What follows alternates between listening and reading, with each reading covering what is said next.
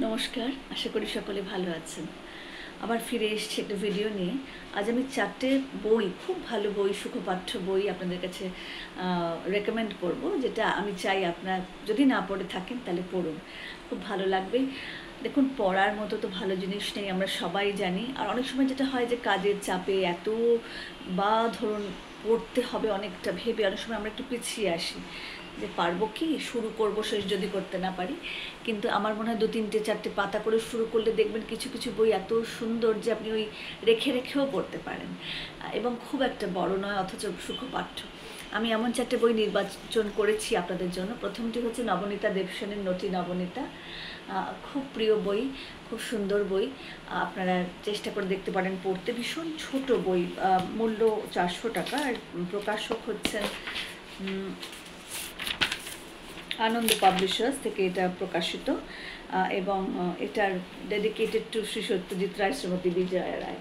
ভারী, আমি সবসময় ডেডিকেশনটা দেখি, খুব ভালো লাগে দেখতে। নটি নবনীতা, এটা প্রথম রেকমেন্ডেশন। পড়বেন, ভীষণ ছোট বই, পড়তে খুব ভালো লাগবে। দ্বিতীয়টি ওই যে সত্যজিৎ রায়কে ডেডিকেট করা বইটি, তাঁদেরই পুত্র, সুযোগ্য পুত্র সন্দীপ রায়ের লেখা রায়বাড়ির ঘরে বাইরে। ভারী সুন্দর প্রচ্ছদটা আঁকাটা, ওই যে ওনাদের বাড়ির ছবিটাই আছে, রায়বাড়ির ছবিটাই প্রচ্ছদে আঁকা। এটার এটা খুব রিসেন্টলি বেরিয়েছে, এটা বিচিত্রপত্র থেকে প্রকাশিত, এবং 400 টাকা এর মূল্য, মুদ্রিত মূল্য। এবং ভারী সুন্দর, ছোট ছোট ছোট ছোট চ্যাপ্টার্স, খুব আন্তরিক কিছু অ্যানেকডোটস, আন্তরিক লেখা, এবং বিভিন্ন রকম মানে স্মৃতিচারণ বলতে পারেন। বেশ ভালো লাগবে পড়তে।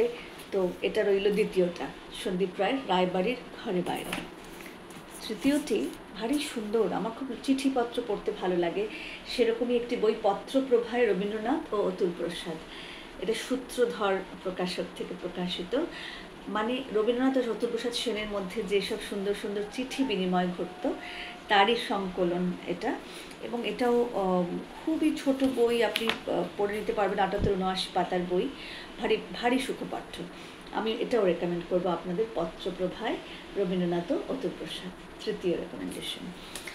আর শেষটি আজকের জন্য, সেটা হচ্ছে সুকুমার সমাজপতি, সেই প্রবাদ প্রতিম ফুটবলার, তার লেখা খেলা সুরের গল্পকথা।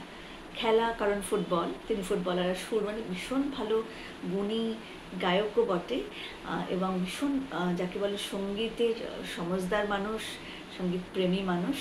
তো তাই জন্য খেলা সুরের গল্পকথা, সুকুমার সমাজপতি, ওনার আত্মজীবনীমূলক বই। এটি প্রকাশক হচ্ছে একলব্য, এটির প্রকাশক হচ্ছেন একলব্য। এক সেকেন্ড আমি একটু দেখে নিই একবার। হ্যাঁ, এটা একলব্য, এবং এটির মুদ্রিত মূল্য 675 টাকা।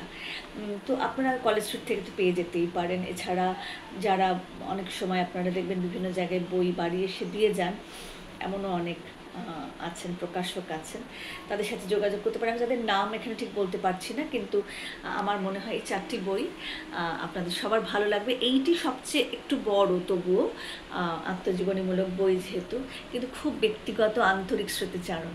আমি রিকোয়েস্ট করব আপনাদের সবাইকে, যারা বাংলা বই পড়তে চান, পড়তে ভালোবাসেন, যদি এই ভিডিওটা দেখেন শেয়ার করুন তাদের সাথে যারা বই পড়তে ভালোবাসেন। এবং 4টে ছোট ছোট বই, এমন কিছু বড় নয়, এবং পড়তে শুরু করলে থামতে পারবেন না। সব থেকে বড় কথা যে একটা ফ্লো আছে প্রতিটা বইয়ে। আশা করি ভিডিওটা ভালো লাগলে শেয়ার করবেন। আর যদি আপনারা এই বইগুলো পড়ে থাকেন কোনোটি, আমাকে অবশ্যই জানাবেন আমার সাথে আপনারা সহমত কিনা। যদি না পড়ে থাকেন তাহলে অনুরোধ করছি পড়ুন। আপনাদের কোনো প্রিয় বই থাকলে সেটাও শেয়ার করবেন। ধন্যবাদ।